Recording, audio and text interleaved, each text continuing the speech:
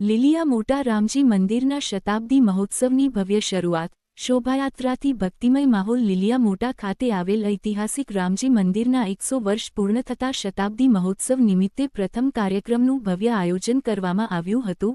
મહોત્સવની શરૂઆત આજે વહેલી સવારે લીલિયાના વડવાળા હનુમાન મંદિર ખાતેથી ભવ્ય શોભાયાત્રા દ્વારા કરવામાં આવી હતી। આ શોભાયાત્રામાં લીલિયા ગામના તમામ નગરજનો, ભાવિભક્તો તેમજ બહોળી સંખ્યામાં બહેનો જુવારા સાથે ઉત્સાહપૂર્વક જોડાયા હતા।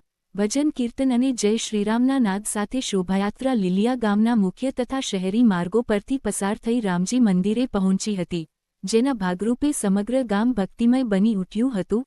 શોભાયાત્રા બાદ રામજી મંદિરે યજ્ઞ તથા અન્ય ધાર્મિક કાર્યક્રમોની શરૂઆત કરવામાં આવી હતી। મોટી સંખ્યામાં ઉપસ્થિત ભાવિભક્તોએ ભાવભક્તિ સાથે પ્રભુ શ્રીરામના દર્શન કરી પુણ્યલાભ મેળવ્યો હતો। આ પ્રસંગે સાવરકુંડલા લીલિયાના ધારાસભ્ય મહેશભાઈ કસવાલા પ્રભુ શ્રીરામના દર્શનાર્થે ખાસ ઉપસ્થિત રહ્યા હતા। તેમની સાથે લીલિયા તાલુકાની ટીમ પણ હાજર રહી હતી। 3 દિવસ સુધી ચાલનારા શતાબ્દી મહોત્સવના પ્રથમ કાર્યક્રમમાં કાર્યક્રમને ઐતિહાસિક મહત્વ પ્રાપ્ત થયું હતું।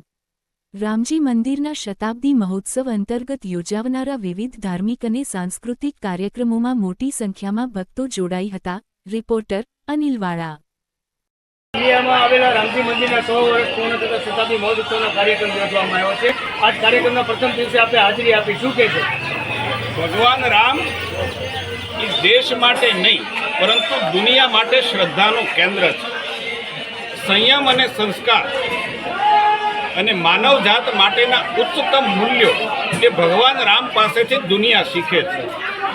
લીલિયાની અંદર 100 વર્ષ અમારા ચોરાને થયા, રામ મંદિરને થયા, એ અમારા માટે એક જનપ્રતિનિધિ તરીકે અમારા માટે પણ ગર્વની વાત છે।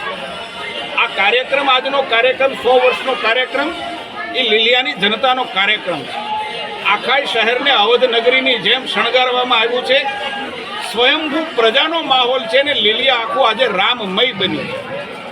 એક બાજુ વિચાર કરીએ તો ક્યાં અયોધ્યા અને ક્યાં અમારું નાનું લીલિયા, પરંતુ આજે એમ હું કહી શકું કે અયોધ્યા કરતાં આજે ભગવાન રામ પ્રત્યેની ધાર્મિક ભાવના એ આજે અમારા લીલિયાની અંદર 100 વર્ષના અંતે, ચોરાના 100 વર્ષના અંતે આજે ચરમસીમાએ છે અને આખું લીલિયા રામ રામનો જાપ કરી રહ્યું છે। બાળકથી લઈને બુઝુર્ગ સુધીના મનમાં એક જ નામ છે ભગવાન રામનું। આ માહોલ છે, હું એમ માનું છું કે સાર્વત્રિક સમાજની અંદર આપણને પ્રેરણા આપે એવો આજે માહોલ સર્જાયો છે।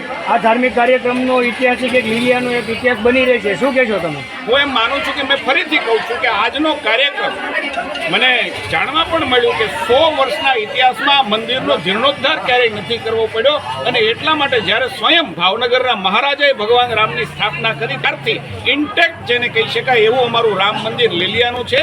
માત્ર લીલિયા માટે નહીં, સૌરાષ્ટ્ર માટે આ ગર્વનો વિષય છે કે 100 વર્ષથી અમારો રામ છે એ આજે ભગવાન રામ છે એ લીલિયાના ચોરામાં બિરાજમાન છે અને આજે 1 સદી થઈ ચૂકી છે। ત્યારે લીલિયા છે એ એક નવોઠાની જેમ, એમ નવોઠાને જેમ સાસરે મોકલતા હોય ને એને શણગારી હોય, એમ આજે અમારી આ નગરી લીલિયા નગરી છે એ લોકોએ સ્વયંભૂ શણગારી।